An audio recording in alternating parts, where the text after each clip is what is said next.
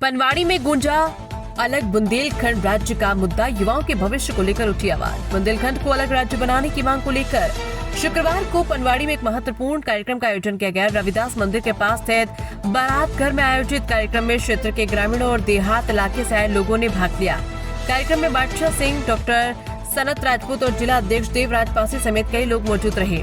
कार्यक्रम के दौरान बुंदेलखंड को अलग राज्य बनाने की मांग, शिक्षा, रोजगार, विकास और युवाओं के पलायन समेत कई महत्वपूर्ण मुद्दों पर विस्तार से चर्चा की गई।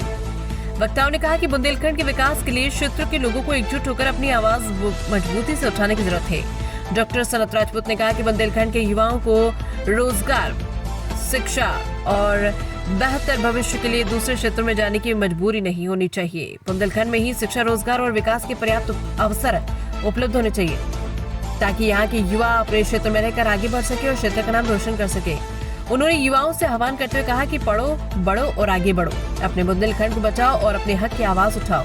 उन्होंने कहा कि बुंदेलखंड के युवाओं में प्रतिभा की कोई कमी नहीं, जरूरत है उन्हें बेहतर अवसर और सुविधा उपलब्ध कराने की।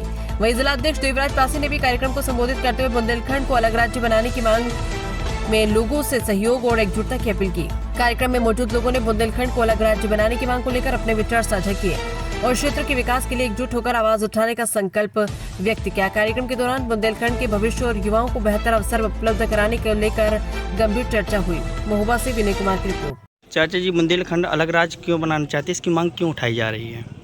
आप सब लोग बुंदेलखंडी, जब हमारे देश को आज़ादी मिली तो जितने उत्तर प्रदेश, मध्य प्रदेश की बुंदेलखंड में रियासतें थी, उन्होंने सरदार वल्लभ भाई पटेल के साथ एक एग्रीमेंट किया कि देश के व्यापक हित में हम अपने राज्य भारतीय संघ में विलय कर रहे हैं। लेकिन हमारी भाषा अलग है, हमारी भौगोलिक स्थिति अलग है, हमारी समस्याएं अलग हैं, हमारी रहन सहन अलग है। इसलिए हमारी सभी रियासतों को मिला करके एक अलग राज्य बना दिया जाए ताकि हमारे लोग इतने बड़े देश में उपेक्षा के शिकार न हो। उसके तहत विंध्य प्रदेश नाम का राज्य बना, नौगांव उसकी राजधानी बनी, स्वर्गीय कामता प्रसाद सक्सेना उसके पहले मुख्यमंत्री बने, दूसरे मुख्यमंत्री स्वर्गीय गोविंद नारायण सिंह रहे। फिर राजनीतिक कारणों से, क्योंकि इस मिट्टी में हीरे से लेकर के वन संपदा, जल संपदा, खनिज संपदा भरी पड़ी है, पर्यटक स्थल, दुनिया के जाने माने तीर्थ स्थान, तो इसको तोड़ करके आधा उत्तर प्रदेश, मध्य प्रदेश में अलग राज्य हो गया। और लगभग 79 साल में देश को हम लोग सबको दे रहे हैं। गिट्टी यहीं से जा रही, बालू यहीं से जा रहे, हीरे यहीं से जा रहे, सागौन की लकड़ी यहीं से जा रही है। और हम लोगों को क्या मिल रहा है? हमारे लोग तो दिल्ली में, पंजाब में, गुजरात में नौकरी कर रहे हैं। परसीमन हुआ तो वो भी जनसंख्या के साथ में हुआ। ये नहीं देखा कि कौन सा क्षेत्र हो। तो हमारे पहले 21 विधायक होते थे, 19 रह गए।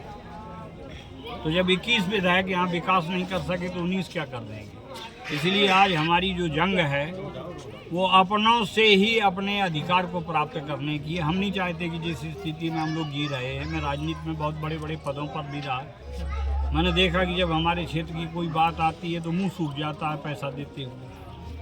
तो मैं चाहता हूं कि जो हमारे आने वाली पीढ़ी है वो आत्मनिर्भर रहे और विकसित रहे और सारे देश के योगदान में अपनी एक भूमिका का निर्वहन करे। इसलिए समस्याएं अनेक, समाधान सिर्फ एक, खुशहाली का संदेश बुंदेलखंड। सर, जैसे बुंदेलखंड इंसाफ से न बने। सर, जैसे बुंदेलखंड राज्य बनता है, इसमें जनता का क्या फायदा रहेगा? ये आपको बताने की जरूरत है। जनता को पहला फायदा ये होगा कि आपकी मिट्टी का मुख्यमंत्री होगा, आपका सचिवालय होगा, आपका हाई कोर्ट होगा, योजना आयोग में आपका नौकरियों में अलग से हिस्सा होगा, बुंदेली भाषा आपकी राज्य भाषा का दर्जा पाएगी।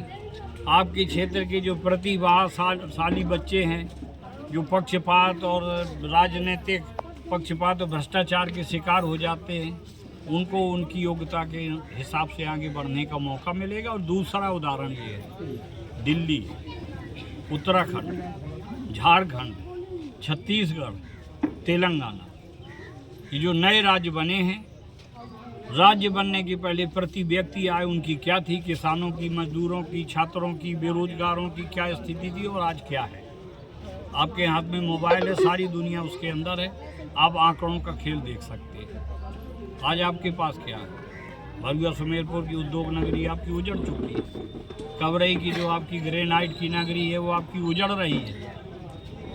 यहाँ बीमारी फैल रही है, प्रदूषण फैल रहा है, रुपया तो जा रहा है गुजरात की तरफ।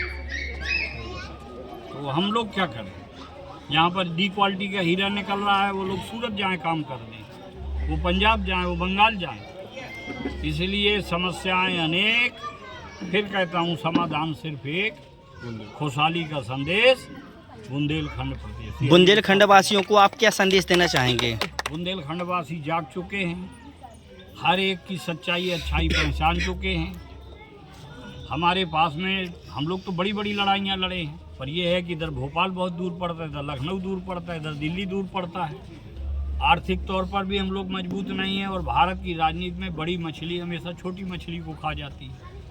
तो जब भी हम अपने सम्मान, स्वाभिमान, सुरक्षा, विकास, हक अधिकार की लड़ाई लड़ते हैं, तो जो हम लोगों के संसाधन हड़पे हुए बैठा है, हम लोगों का पैसा खा रहा है इस क्षेत्र का, उन नेताओं के पेट में मरोड़ पैदा होने लगती है। हम उनको दुश्मन की तरह दिखाई देने लगते हैं। हम लोगों के खिलाफ झूठी अफवाहें, राजनीतिक साजिश और प्रोपेगेंडा फैलाते हैं। इस देश को 1% लोग चला रहे हैं, 99% लोग उनके आदेश के अनुसार चल रहे हैं, जी रहे हैं और समय काट रहे हैं। इसलिए सच्चाई को आप समझिए, अपनों के साथ खड़े होइए, सत्य के साथ। ठीक।